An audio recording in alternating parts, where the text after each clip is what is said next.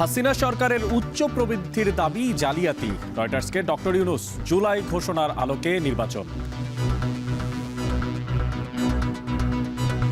We have targeted end of this year the election to take place if we go in a short reform agenda.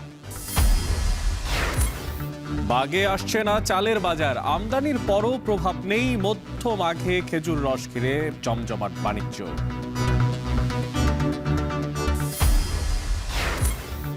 গণঅভ্যুত্থানের আবহে সাজছে বইমেলা, stall বরাদ্দ পেল বঞ্চিতরা। Pavilion নিয়ে বৈষম্যের অভিযোগ।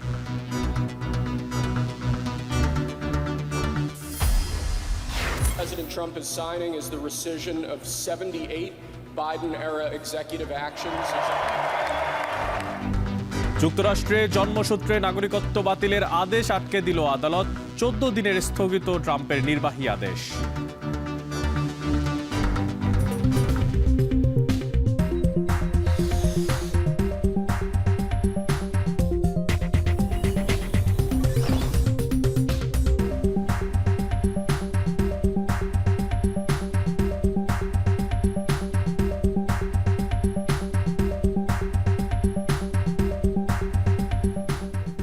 স্বাগত এখন ঢাকায়। পুরো আয়োজনে আপনাদের সঙ্গে আছে আমি মশিউর অনিক। প্রধান উপদেষ্টা ডক্টর মোহাম্মদ ইউনূস বলেছেন, জুলাই ঘোষণাপত্রের ভিত্তিতে নির্বাচন ও আগামীর কর্মপন্থা ঠিক করবে অন্তর্বর্তী সরকার। বিশ্ব অর্থনৈতিক ফোরামের সম্মেলনে বিশেষ এই সাক্ষাৎকারে তিনি কথা বলেন। পরে প্রেস সচিব শফিকুল আলম জানান, প্রাইভেট সেক্টরের ব্যবসায়ীদের সঙ্গেও বাংলাদেশের ব্যবসায়িক সম্ভাবনা নিয়ে আলোচনা হয়েছে। হাসিব বিল্লাহ জানাবেন বাকিটা। বিশ্ব অর্থনৈতিক ফোরামের বার্ষিক সম্মেলনের তৃতীয় দিন সুইজারল্যান্ডের দোভাসে সাইডলাইনে বেশ কয়েকটি বৈঠকে অংশ নেন প্রধান উপদেষ্টা ডক্টর মোহাম্মদ ইউনূস। গণ অভ্যুত্থানে সংঘটিত অপরাধ তদন্ত করার জন্য জাতিসংঘের মানবাধিকার বিষয়ক হাইকমিশনার ভলকার টুর্ককে ধন্যবাদ জানান প্রধান উপদেষ্টা। টুর্ক বলেন, জেনেভায় জাতিসংঘের মানবাধিকার কমিশন অফিস থেকে জুলাই আগস্ট গণ অভ্যুত্থানে নৃশংসতার উপর তথ্য অনুসন্ধান প্রতিবেদন প্রকাশ করা হবে আগামী মাসেই। পরে মেটার গ্লোবাল অ্যাফেয়ার্সের প্রেসিডেন্ট স্যার নিক ক্লেগের সাথে বৈঠক করেন প্রধান উপদেষ্টা। এ সময় তিনি বলেন, শেখ হাসিনা ও তার সঙ্গে যুক্ত অলিগার্ক ও রাজনীতিবিদরা 15 বছরে বাংলাদেশ থেকে হাজার হাজার কোটি ডলার পাচার করেছে। তারা এখন বাংলাদেশ সম্পর্কে মিথ্যা তথ্য ছড়াতে ফেসবুককে ব্যবহার করছে। তাই বাংলাদেশে ফেসবুকে ভুয়া তথ্য মোকাবেলায় মেটাকে পদক্ষেপ নেওয়ার আহ্বান জানান প্রধান উপদেষ্টা। এদিকে ইউএই ভিত্তিক গ্লোবাল লজিস্টিক্স সরবরাহকারী ডিপি ওয়ার্ল্ডের গ্রুপ চেয়ারম্যান এবং প্রধান নির্বাহী কর্মকর্তা সুলতান আহমেদ বিন সুলাইমের সাথেও বৈঠক করেন ডক্টর মোহাম্মদ ইউনূস। বৈঠকে বঙ্গোপসাগরের উপকূলে নতুন বন্দর নির্মাণে সহায়তা করার পাশাপাশি বাংলাদেশের শিপিং শিল্পে বড় বিনিয়োগ করতে তাদের আগ্রহ প্রকাশ করে প্রতিষ্ঠানটি। এদিকে বিশ্বব্যাংকের ব্যবস্থাপনা পরিচালক আনা বর্জার্ডের সঙ্গে প্রধান উপদেষ্টার বৈঠকে জুলাই অভ্যুত্থান, সংস্কার উদ্যোগ এবং দেশের অর্থনীতি নিয়ে আলাপ হয়। এ সময় বিশ্বব্যাংকের ব্যবস্থাপনা পরিচালক বলেন, বছরের দ্বিতীয়ার্ধে বাংলাদেশকে সহায়তা দিতে চায় বিশ্বব্যাংক।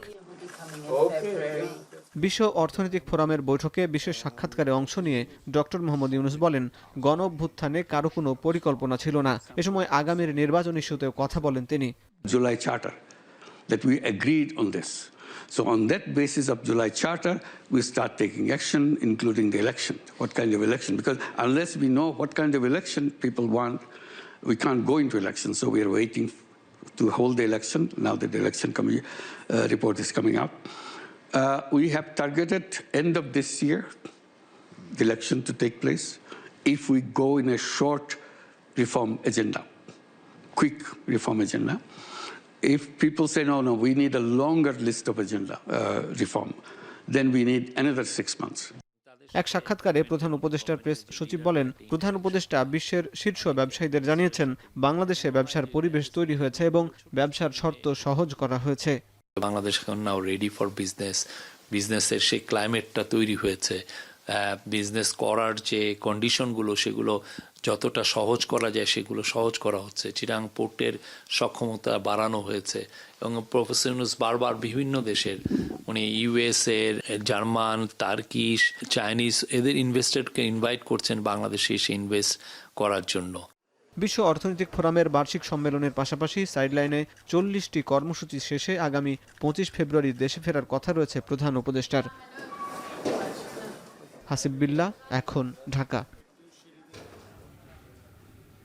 প্রধান উপদেষ্টা ডক্টর মোহাম্মদ ইউনূস বলেছেন, ছাত্র জনতার অভ্যুত্থানে ক্ষমতাচ্যুত শেখ হাসিনা সরকারের উচ্চ প্রবৃদ্ধির দাবি ছিল জালিয়াতি। বার্তা সংস্থা রয়টার্সকে দেয়া বিশেষ এই সাক্ষাৎকারে তিনি কথা বলেছেন। হাসিনা সরকারের দুর্নীতি নিয়ে প্রশ্ন না তোলায় আন্তর্জাতিক সম্প্রদায়ের ভূমিকা নিয়েও সমালোচনা করেছেন তিনি। নির্বাচনে প্রতিদ্বন্দ্বিতা করার কোনো আগ্রহ নেই বলেও জানিয়েছেন প্রধান উপদেষ্টা। সাক্ষাৎকারে তিনি বলেন, দেশ কিভাবে চালাতে হবে তা নিয়ে দুবাসে কথা বলেছেন শেখ হাসিনা। সে সময় কেউ তাকে কোনো প্রশ্ন করেননি। এটি মোটেও ভালো বিশ্ব ব্যবস্থা নয়। ফলে শেখ হাসিনা সরকারের স্বৈরাচারী হয়ে ওঠায় আন্তর্জাতিক সম্প্রদায়েরও দায় আছে বলে মনে করেন প্রধান উপদেষ্টা। তিনি বলেছেন, যা ঘটেছে এর জন্য পুরো বিশ্বই দায়ী, তবে এটি বিশ্বের জন্য একটি শিক্ষাও।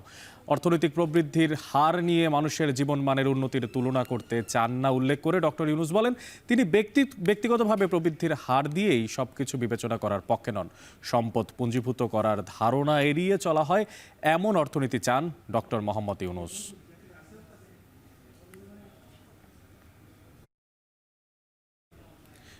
খালেদা জিয়ার শারীরিক অবস্থা এখন আগের চেয়ে অনেকটাই ভালো। আজ রাতে হাসপাতাল থেকে বাসায় ফিরতে পারেন বিএনপি চেয়ারপারসন বেগম খালেদা জিয়া।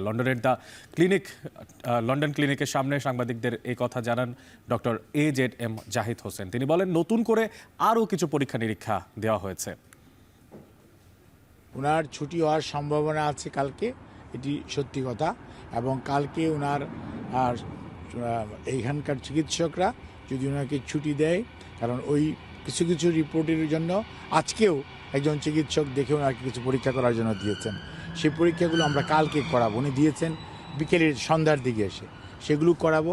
করে যদি সব ঠিক থাকে তাহলে হয়তো কালকে ওনার সন্ধ্যার দিকে ইভিনিংয়ে আওয়ারে ছুটি হওয়ার সম্ভাবনা আছে। এভাবে অব্যাহত রাখে আমরা ওনার মানুষের দোয়া, আল্লাহর অশেষ রহমতে আমরা ওনাকে দ্রুতই হয়তো দেশে ফেরত নিয়ে চলে যেতে পারি। দর্শক, চট্টগ্রামের বাজারে এখনো বাড়তি দামেই বিক্রি হচ্ছে চাল। গেল 15 দিন ধরে বস্তা প্রতি 200 থেকে 300 টাকা পর্যন্ত বেড়ে বিক্রি হচ্ছে চাল। বাজার পরিস্থিতি জানাতে চট্টগ্রামের কাজীর দেউরি বাজার থেকে যুক্ত হচ্ছেন সহকর্মী কাজী মাহফুজ। মাহফুজ, আপনার কাছে জানতে চাইবো যে আজ আসলে চালের দাম কত করে বিক্রি হচ্ছে, এবং এই যে আমদানি করার পরেও বাজারে কোনো প্রভাব নেই, এই ব্যাপারে ব্যবসায়ীরাই বা কি বলছেন? দেখুন, আপনি যেমনটি বলছিলেন যে 15 দিন আগেও চট্টগ্রামের বাজারে চালের দাম বস্তা প্রতি 200 থেকে 300 টাকা পর্যন্ত বেড়েছে। সেই বাড়তি দামেই কিন্তু এখন সে চালগুলো বিক্রি হচ্ছে। যদিও আমরা এর মাঝখানে দেখেছি যে মিয়ানমার, ভারত থেকে প্রচুর চাল আমদানি হয়েছে, একই সাথে আমন ধানের ভরা মৌসুম। এরপরও আসলে চালের দাম ঊর্ধ্বমুখী, কোনোভাবেই আসলে বাজার নিয়ন্ত্রণ করা যাচ্ছে না। আজকের বাজার এর কথায় যদি বলি, সেক্ষেত্রে আমরা দেখতে পাচ্ছি মোটা চাল, যেটি নিম্ন মধ্যবিত্ত মানুষের চাহিদার মধ্যেই থাকে, সেটি বিক্রি হচ্ছে 60 থেকে 62 টাকা খুচরা বাজারে। এছাড়া 28 যে চালটি আছে সেটা বিক্রি হচ্ছে 65 টাকায়। মিনিকেট চাল, যেগুলো মাঝারি ধাঁচের চাল হিসেবে পরিচিত, সেগুলো বিক্রি হচ্ছে 70 থেকে 75 টাকায়। আর সরু চাল, বিশেষ করে নাজির শাইল, চিনিগুড়া, এগুলো বিক্রি হচ্ছে 85 থেকে 90 কিংবা 95 টাকা দরেও কিন্তু আমরা বিক্রি হচ্ছে, এমনটি দেখতে পাচ্ছি বাজারে। এখানে যারা খুচরা বিক্রেতা আছেন, একই সাথে পাইকারি আড়তদার আছেন, তারা বলছেন মূলত মিল মালিক পর্যায়ে দাম বাড়িয়ে দেওয়া হচ্ছে। বাজারে চালের সরবরাহের কোনো কমতি নেই। তারপরেও আসলে এই যে সিন্ডিকেট করে কিংবা বড় বড় কর্পোরেট গ্রুপগুলো রয়েছে, তারাই মূলত বাজারকে নিয়ন্ত্রণ করছে এককভাবে, যার কারণে সরবরাহ বাড়ার পরও কিন্তু বাজারে তার ইতিবাচক প্রভাব পড়ছে না। বিশেষ করে ভোক্তা পর্যায়ে বেশি দামে চাল কিনতে হচ্ছে। আমরা দেখেছি কিছুদিন আগেও কিন্তু মিয়ানমার থেকে চট্টগ্রাম বন্দরে খালাস হয়েছে 22,000 মেট্রিক টন চাল। এছাড়া ভারত থেকে কিন্তু কয়েক ধাপে চাল আমদানি হয়েছে। পাশাপাশি পাকিস্তান এবং ভিয়েতনাম থেকেও কিন্তু চাল আমদানির সিদ্ধান্ত চূড়ান্ত করেছে সরকার। এত কিছু পরও আসলে কেন চালের বাজার নিয়ন্ত্রণ করা যাচ্ছে না, দাম কেন কমছে না, সেটি কিন্তু ভোক্তা পর্যায়ে একটি অসন্তোষ যেমন তৈরি হয়েছে এবং তারা ক্ষোভও প্রকাশ করছেন। এমন অবস্থায় বাজার মনিটরিংকে আরও বেশি জোরদার করার কথা বলছেন তারা। এ ছিল আমার কাছে চট্টগ্রামের কাজীর দেউরি বাজার থেকে চালের বাজারের সবশেষ। এবার চলে যেতে চাই কাউরান বাজারে। এতক্ষণ জানছিলাম ঠিক চালের বাজার প্রসঙ্গ। তুবা আছেন কাউরান বাজারে, উখরোজ তুবা। তুবা, আপনার কাছে জানতে চাই, আপনি তো জানিয়েছেন যে শাকসবজির বাজারে স্বস্তি ফিরলেও মাছ, মাংস, খাসির মাংস, গরুর মাংস এই জায়গায় স্বস্তি নেই। তো জানতে চাই যে আসলে মাংসের বাজারের পরিস্থিতি কি, আর পাশাপাশি মাছের দামের সবশেষ খোঁজখবর আপনার কাছে কি আছে? অনেক যেমনটি আপনি বলছিলেন যে শীতকালীন বাজারের যে সবজিগুলো রয়েছে সেখানে কিন্তু আমরা বেশ স্থিতিশীলতা দেখতে পেয়েছি। সেখানে যে সবজিগুলো রয়েছে বাঁধাকপি, ফুলকপি কিংবা টমেটো, এই সকল সবজিগুলোর দাম কিন্তু আসলে এখনো বেশ স্বস্তিজনক পর্যায়ে রয়েছে এবং ক্রেতারা বলছেন যে তারা এই সবজিগুলো কিনতে পারছেন, বেশ তাদের নাগালেই রয়েছে এবং তারা সেগুলো যে সুলভ মূল্যে কিনতে পারছেন। তা আমরা শীতকালীন বাজারের সবজিগুলোর বাজার ঘুরে দেখতে পেয়েছি যে টমেটো সেখানে বিক্রি হচ্ছে 20 থেকে 30 টাকা কেজি প্রতি করে, আর আলু যে রয়েছে আলু বিক্রি হচ্ছে 30 থেকে 40 টাকা কেজি। এছাড়াও বাঁধাকপি প্রতি পিস আমরা দেখতে পেয়েছি 20 থেকে 25 টাকা, যেখানে ফুলকপি প্রতি পিস বিক্রি হচ্ছে 20 টাকা করে। এছাড়া শালগমের মূল্য আমরা দেখতে পেয়েছি কেজি প্রতি মাত্র 10 টাকা করে বিক্রি হচ্ছে। অর্থাৎ সবজির বাজারে কিন্তু বলা যায় যে ক্রেতাদের নাগালেই রয়েছে এবং ক্রেতারা বেশ স্বস্তি প্রকাশ করছে যে শীতকালীন সবজির যে বাজার তা তাদের নাগালে রয়েছে তাই বলে। এছাড়া আমরা মাছ মাংসের বাজার এবং মুরগির বাজারও ঘুরে দেখেছি, সেখানে কিন্তু আসলে উল্টো চিত্র বলা যায়। সেখানে আমরা দেখতে পেয়েছি যে মাংসের যে দাম, গরুর মাংস এবং খাসির মাংস, সেগুলো খাসির মাংস যেখানে কেজি প্রতি আমরা দেখতে পেয়েছি 2500 টাকায় বিক্রি হচ্ছে, যা আসলে অনেক ক্রেতাদের নাগালের বাহিরে বলা চলে। এবং তা খাসির মাংসের বিক্রেতারা বলছেন যে আরও 1 মাস হয়তো লেগে যেতে পারে খাসির মাংসের দাম কমতে। এছাড়াও আমরা মাছের বাজার ঘুরেও দেখেছি, সেখানে বলা যায় যে মাছের বাজারের দাম কিন্তু বেশ স্থিতিশীল অবস্থায় রয়েছে। অর্থাৎ সব মিলিয়ে আসলে বলা যায় যে শীতকালীন বাজারের সবজিগুলোতে স্থিতিশীলতা থাকলেও উল্টো চিত্র কিন্তু আসলে মুরগির মাংস বা গরুর মাংসর বাজারগুলোতে আমরা দেখতে পেয়েছি অনেক। শুক্রবার ছুটির দিনে সকাল থেকেই দর্শনার্থী ও ক্রেতায় জমজমাট হয়ে উঠেছে ঢাকা আন্তর্জাতিক বাণিজ্য মেলা। সে বিষয়ে আরও জানাতে সরাসরি যুক্ত হচ্ছেন সহকর্মী তৌহিদুর তারেক। তারেক, আপনার কাছে জানতে চাই, আমি অনেক ভিড় দেখতে পাচ্ছি আপনার ঠিক পেছনে, তো দর্শনার্থীরা এই ছুটির দিনে ঠিক কোন স্টলগুলোতে ভিড় করছেন এবং সেখানকার কেনা বেচা বা কেমন হচ্ছে?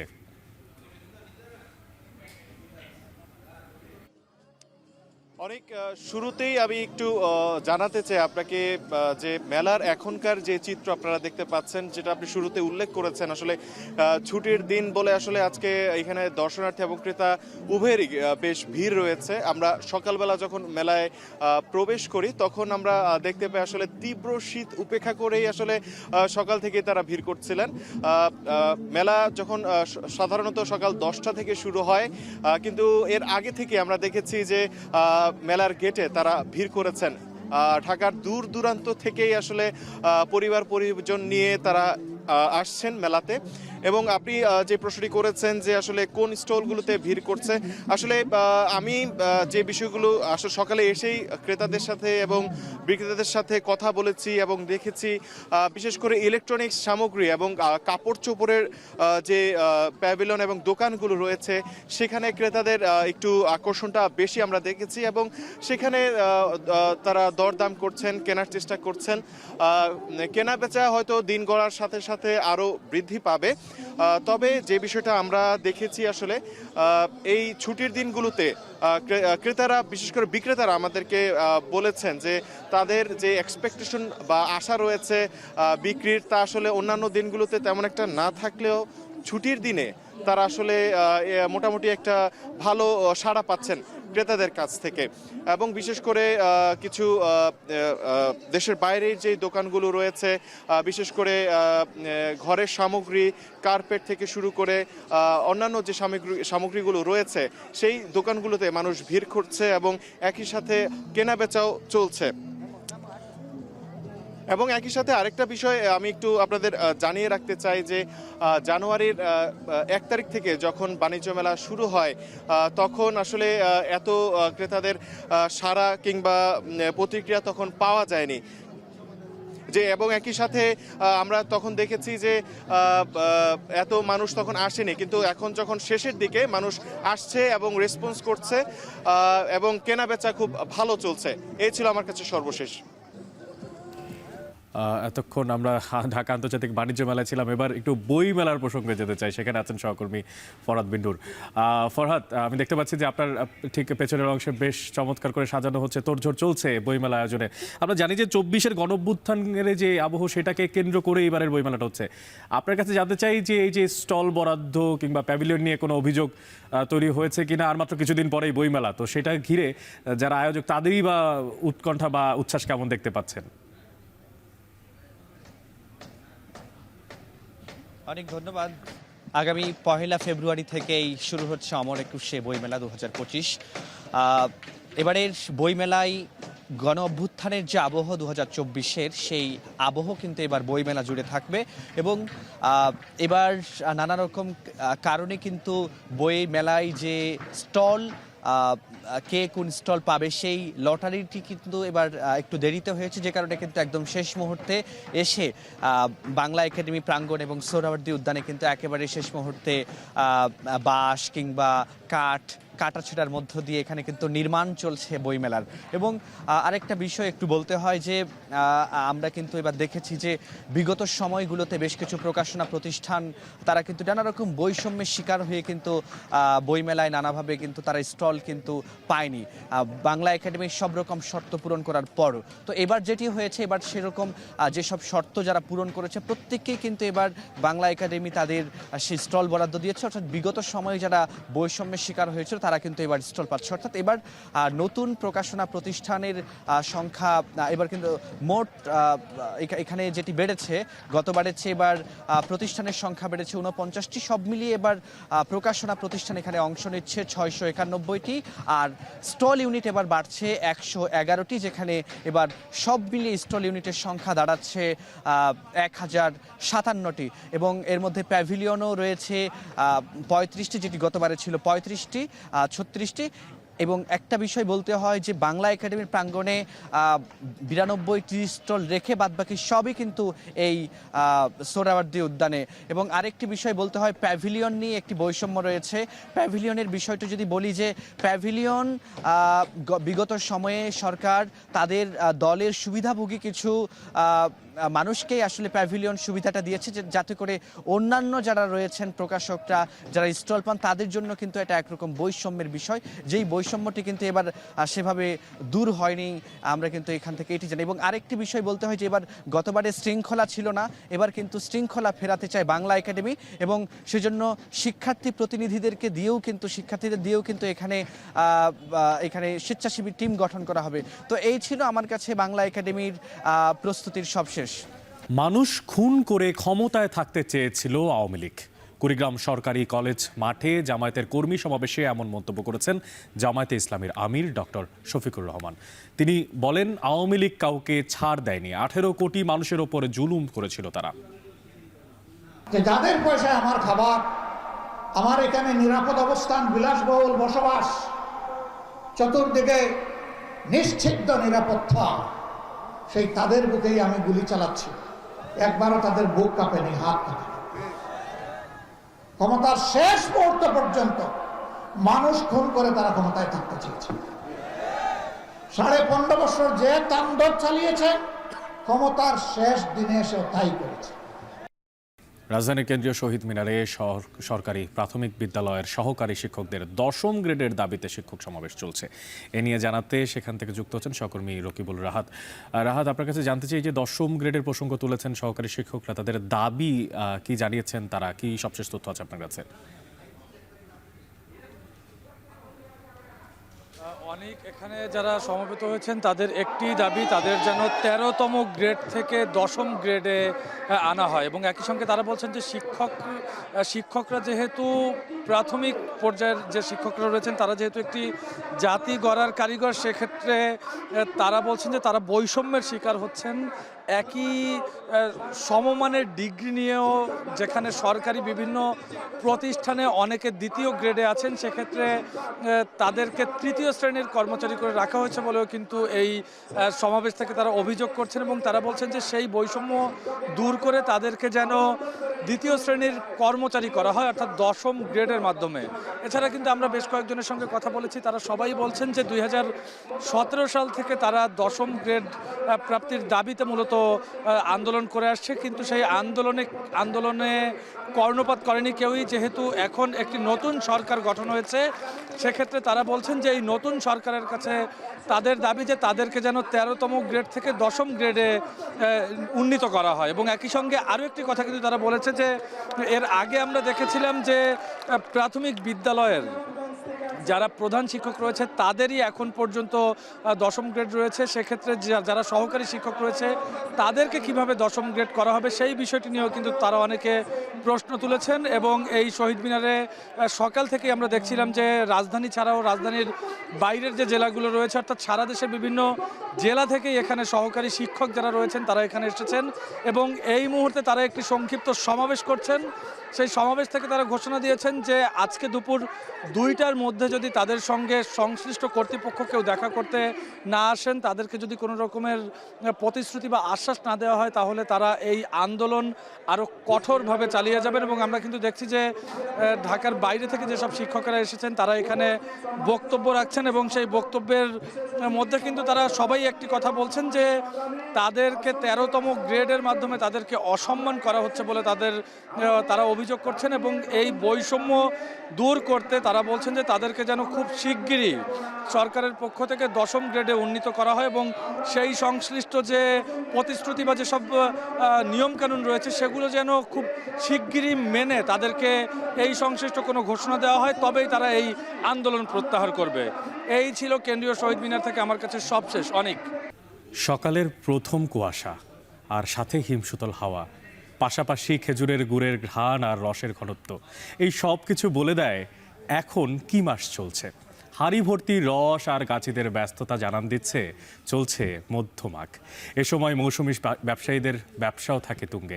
বড় ব্যবসায়ীদের লক্ষ্য থাকে কোটি টাকার ওপরে ব্যবসা করার। চুয়াডাঙ্গা ঘুরে আরও জানাবেন সহকর্মী সিফাত শাহরিয়ার, ক্যামেরায় ছিলেন আহাদ আহমেদ।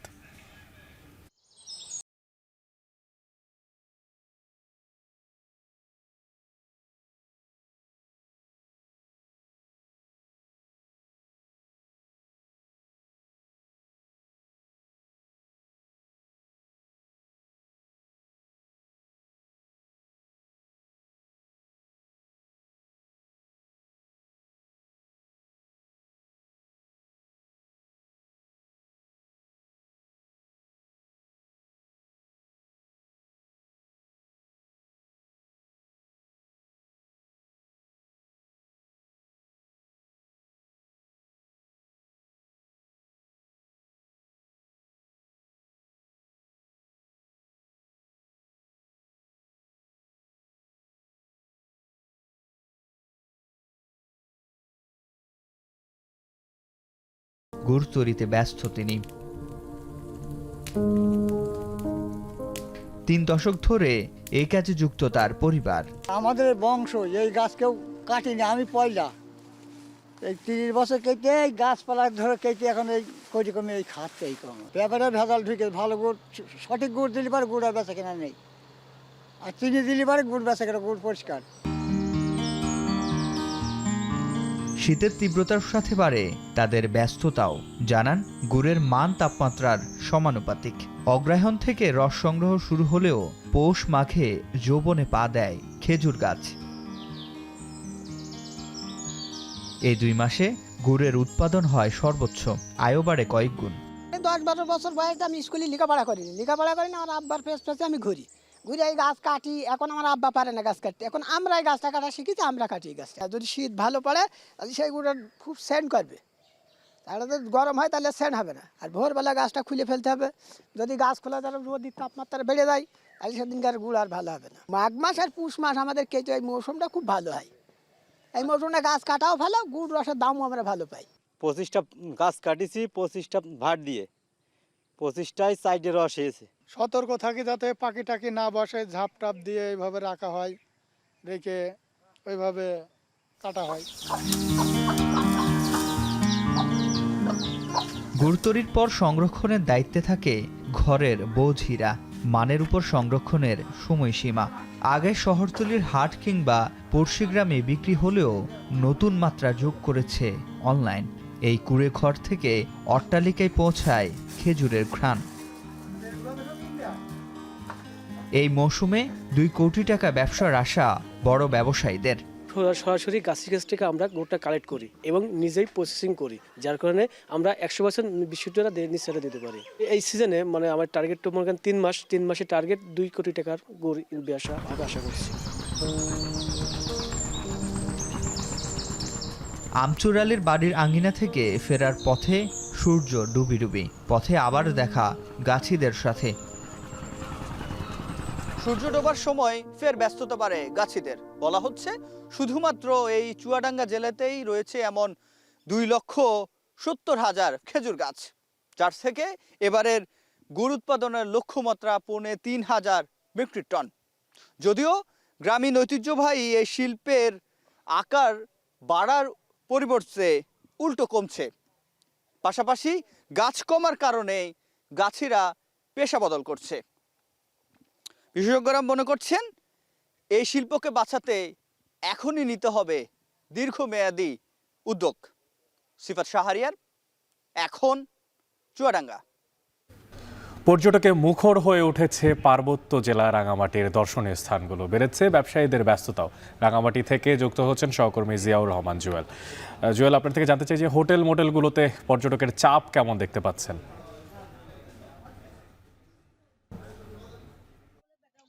অনেক, আপনি জানেন যে সারা বছরই রাঙামাটিতে পর্যটকের মুখর থাকে, বিশেষ করে পাহাড়ি উঁচু নিচু আঁকাবাঁকা যে রাস্তা, একই সঙ্গে দিগন্ত বিস্তৃত যে সবুজ, আর দক্ষিণ পূর্ব এশিয়ার সবচেয়ে বড় যে কাপ্তাই হ্রদের যে নীল জলরাশি রয়েছে, সেখানে নৌ ভ্রমণের যে সুযোগ, সেটি আসলে প্রকৃতি প্রেমীরা নিতে চান। আমরা কথা বলেছিলাম রাঙামাটির যে হোটেল আবাসিক হোটেল ব্যবসায়ীদের সঙ্গে, তারা যেটি বলছেন কোথাও কোথাও 80 থেকে 100% পর্যন্ত আবাসিক হোটেলগুলো বুকিং হয়েছে। এর মধ্যে এখানে বলে রাখি যে আগামী ফেব্রুয়ারি 21 তারিখ পর্যন্ত বেশ ভালো বুকিং রয়েছে। আগাম বুকিং এর কথাই যদি বলি, এর মধ্যে আমরা কথা বলেছি সাজেক আমাদের অন্যতম পর্যটন স্পট, সেখানেও প্রায় 100% বুকিং রয়েছে। রাঙামাটি শহর এবং কাপ্তাই, এই 3টি পর্যটন কেন্দ্রে বিপুল সংখ্যক পর্যটকদের উপস্থিতি আমরা জানতে পেরেছি। আমি এখন অবস্থান করছি রাঙামাটি শহরের জুনন্দ সেতু এলাকায়। সেখানে সকাল থেকেই আমরা ব্যাপক পর্যটকদের উপস্থিতি দেখেছি, বিশেষ করে দূর দূরান্ত থেকে যারা এসেছেন।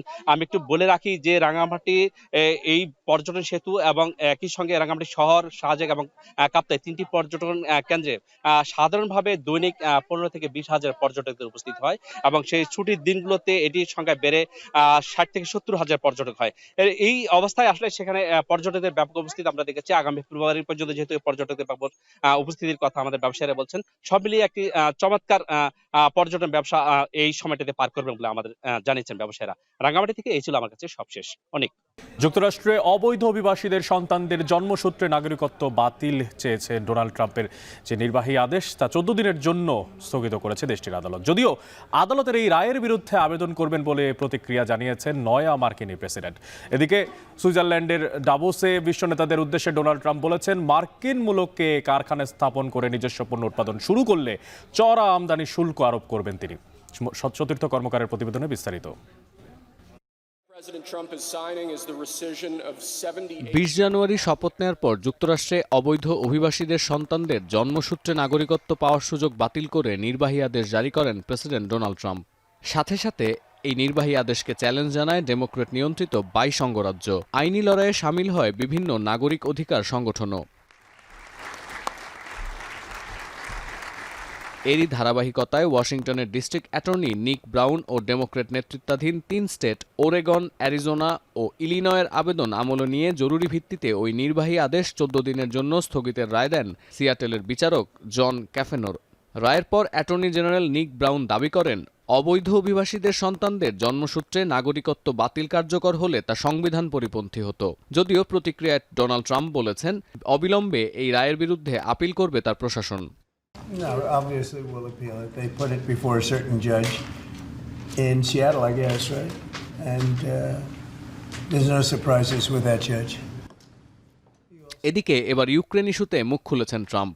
যুদ্ধবন্ধে রুশ প্রেসিডেন্ট ভ্লাদিমির পুতিনের সাথে সাক্ষাৎ করতে উদ্গ্রীব হয়ে আছেন বলে জানান তিনি। পাশাপাশি পশ্চিমা সামরিক জোট নেটোতে অর্থ বরাদ্দ দেওয়ার বিষয়ে এখনও সিদ্ধান্তে আসতে পারেননি বলেও মন্তব্য করেন ট্রাম্প। এছাড়া গর্ভপাতের বৈধতার বিরুদ্ধে মার্চ অফ লাইফে অংশ নিয়ে আটক হওয়া বিক্ষোভকারীদের মধ্যে 23 জনকে ক্ষমা করে নির্বাহী আদেশে স্বাক্ষর করেছেন নয়া মার্কিন প্রেসিডেন্ট। এদিকে সুইজারল্যান্ডের দাভোসে ওয়ার্ল্ড ইকোনমিক ফোরামের বার্ষিক সম্মেলনে বিশ্বনেতা ও বহুজাতিক প্রতিষ্ঠানের কর্ণধারদের নজর ছিল যুক্তরাষ্ট্রের নতুন প্রেসিডেন্ট ডোনাল্ড ট্রাম্পের ভাষণের ওপর। বৃহস্পতিবারের এই ভাষণে ট্রাম্প অভিযোগ করেন ইউরোপের দেশগুলো যুক্তরাষ্ট্রকে সঠিকভাবে মূল্যায়ন করছে না, বিশেষ করে মার্কিন পণ্য ইউরোপে পাঠাতে বেগ পেতে হচ্ছে। তবে তিনি নিশ্চিত করেছেন এত কিছুর পরেও ইউরোপে তরলীকৃত প্রাকৃতিক গ্যাস সরবরাহে দ্বিতীয়বার ভাববে না ওয়াশিংটন। এছাড়া মার্কিন মুলুকে কারখানা স্থাপন করে পণ্য উৎপাদন না করলে চড়া আমদানি শুল্ক আরোপের হুঁশিয়ারিও দিয়েছেন ট্রাম্প। বিশ্বজুড়ে তেলের দাম বাড়তে থাকায় এ নিয়ে উষ্মাও প্রকাশ করতে দেখা গেছে তাকে। যদিও ট্রাম্প নিশ্চিত করেছেন কানাডা থেকে তেল কেনার কোনো পরিকল্পনা নেই প্রশাসনের। এদিকে কানাডাকে সতর্ক করে বলেছেন যুক্তরাষ্ট্রের অঙ্গরাজ্য হওয়ার প্রস্তাবে সম্মত না হলে কানাডিয়ান পণ্যে বাড়তি আমদানি শুল্ক আরোপ করবেন তিনি। সতীর্থ কর্মকার, এখন বিশ্ব। এখন ঢাকা শেষ করার আগে শিরোনামগুলো জানিয়ে দিব আরও একবার। হাসিনা সরকারের উচ্চ প্রবৃদ্ধির দাবি জালিয়াতি, রয়টার্সকে ডক্টর ইউনূস। জুলাই ঘোষণার আলোকে নির্বাচন।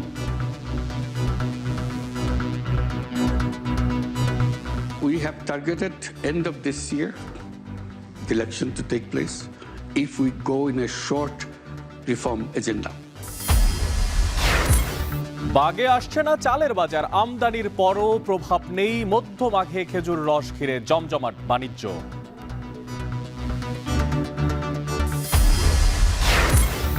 গণঅভ্যুত্থানের আবহে সাজছে বইমেলা, স্টল বরাদ্দ পেল বঞ্চিতরা, প্যাভিলিয়ন নিয়ে বৈষম্যের অভিযোগ।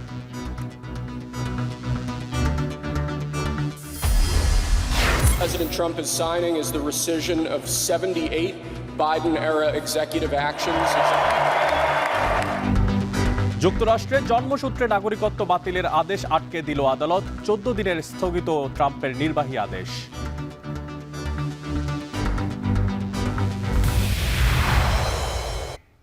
এই ছিল এখন ঢাকার আয়োজন। এখন টেলিভিশন ওয়েবসাইটে দেখতে ভিজিট করুন www.এখন.tv। এছাড়া এখন টেলিভিশন ফেসবুকে দেখতে ভিজিট করুন facebook.com/tv.এখন। এছাড়া ইউটিউবে এখন টেলিভিশন দেখতে ভিজিট করুন youtube.com/c/এখন tv।